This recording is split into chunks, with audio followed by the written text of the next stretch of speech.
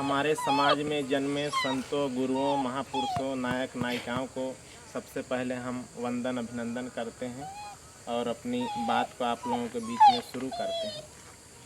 साथियों, ये जो राष्ट्रीय सतनाम क्रांति मोर्चा, राष्ट्रीय गुरु घासीदास सतनाम क्रांति मोर्चा जो बनाया गया है संगठन, तो इसका ज़रूरत इसलिए पड़ा, बाबा गुरु घासीदास जी का एक कहना है कि मनखे मनखे एक समान। छत्तीसगढ़ी में वो बोले हैं, इसका हिंदी में होता है कि मानव मानव एक समान। छत्तीसगढ़ में ही उनका आंदोलन बड़े पैमाने पे चला, लेकिन छत्तीसगढ़ में या देश भर में मानव मानव एक समान देखने को या प्रैक्टिकल में मिल रहा है। एससी में हजारों जातियाँ, ओबीसी में हजारों जातियाँ, माइनॉरिटी में हजारों जातियाँ, एसटी में हजारों जातियाँ। तो ये मानव मानव एक समान, लेकिन ये जातियों में पूरा असमानता फैला हुआ है देश भर में।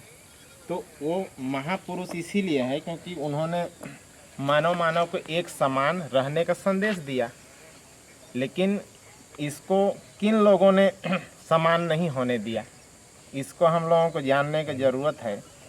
तो ये 6743 जाति का टुकड़ा कौन लोगों ने बनाया? तो आप जब पता करेंगे तो ब्राह्मणों ने बनाया। तो देश भर में एससी के साथ अन्याय अत्याचार हो रहा है, एसटी के साथ अन्याय अत्याचार हो रहा है, ओबीसी के साथ अन्याय अत्याचार हो रहा है, माइनॉरिटी के साथ अन्याय अत्याचार हो रहा है, सभी के साथ अन्याय अत्याचार हो रहा है। तो हम सभी को मिलजुल के लड़ाई लड़ने का ज़रूरत है। आप थाने जाओगे, बगैर पैसे का आपका FIR नहीं लिखा जा रहा है। जेल के अंदर ही लोगों को मार दिया जा रहा है। जब तक साबित नहीं हुआ कि जुर्म किया है कि नहीं किया है, जेल के अंदर मार दिया जा रहा है। तो हालात इतने ख़राब हो गए हैं, आदिवासियों के ऊपर सर पे पेशाब कर दिया जा रहा है, ओबीसी का जाति आधारित जनगणना नहीं होने दिया जा रहा है, अछूत लोगों को घोड़ी पे चढ़ने पे, मूछ रखने पे हत्या कर दिया जा रहा है, माइनॉरिटी लोगों को मॉब लिंचिंग किया जा रहा है। छत्तीसगढ़ में ईसाइयों को धर्म परिवर्तन करने के नाम इल्ज़ाम लगाकर उनको मार पिटाई किया जा रहा है। तो ये सभी लोगों के साथ अन्याय अत्याचार हो रहा है। तो कर कौन रहा है, इसको जानने समझने की ज़रूरत है, और उसी को हम लोग इस लड़ाई को खड़ा करना चाहते हैं। ये क्यों हो रहा है? अगर हम लोगों के पुरखों का राजपाट होता, सम्राट अशोक का राज भारत में रहा है, गौतम बुद्ध महापुरुष हुए हम लोगों के, ज्योतिराव फुले साहू जी महाराज, अगर इन लोगों का विचार इस देश में स्थापित होता तो ये सब समस्याएं नहीं रहता।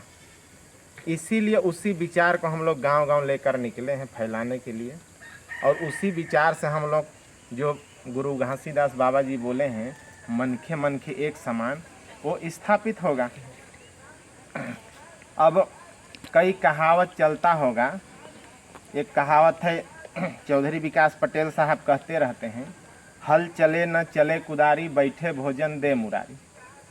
ये हमारे दुश्मनों ने कहा इसको कि हल चले न चले कुदारी, बैठे भोजन दे मुरारी।